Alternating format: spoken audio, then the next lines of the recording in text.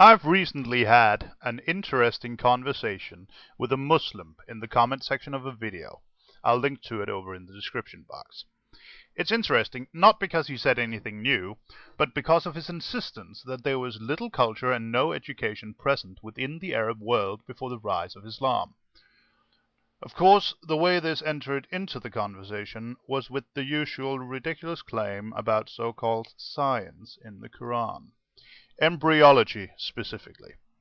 And when I pointed out that Hippocrates and Galen had already described the same thing to a similar level of detail 1,000 years earlier, I got the expected response. Mohammed wasn't educated, he couldn't even read. And here's where I call bullshit. He may not have been able to read, I don't know, and frankly, it doesn't make any difference.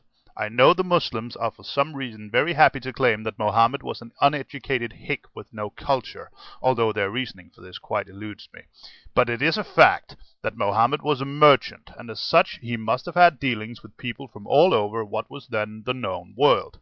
It is also a fact that many places in the world, including the Arabic Peninsula, had great oral traditions at the time, and it isn't until within the last millennium or less that we've come to see the ability to read as a requirement for an education. And at the time, the ideas of Galen and Hippocrates were widespread far beyond Greece. Throughout the entire Roman Empire, medicine was practiced by the standards set down by those two, among others. Mohammed was born in 570 CE. At this time, the Byzantine or East Roman Empire still covered the Mediterranean coast of the Middle East, the Sinai, Egypt, and North Africa, all the way over to Carthage. The Persian Sassanid Empire covered the east coast of the Arabic Peninsula, as well as the entire northern half of it, all the way into what is today Iraq, bordering up to the Byzantine Empire, and following the coast of the Arabic Peninsula all the way down to what is today Yemen. Claiming that Mohammed conducted no trade with either of these two great empires throughout his life is simply ignorant.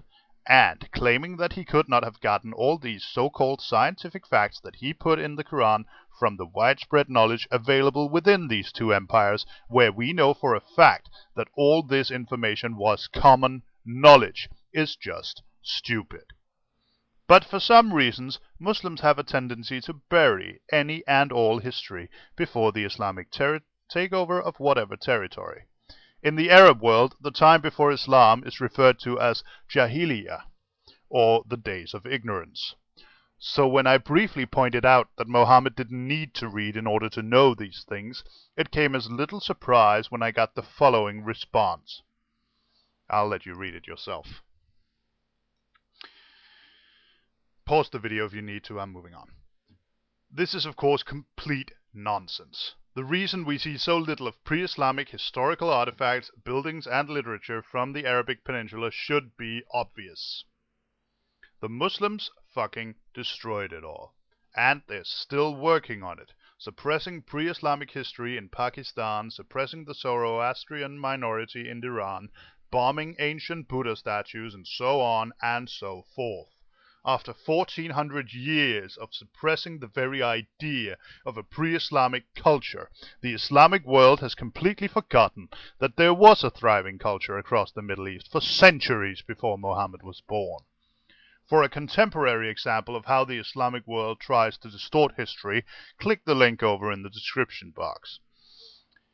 Now, none of this is very surprising, but it is an interesting bit of insight into how the self-reinforcement of religious fanaticism works.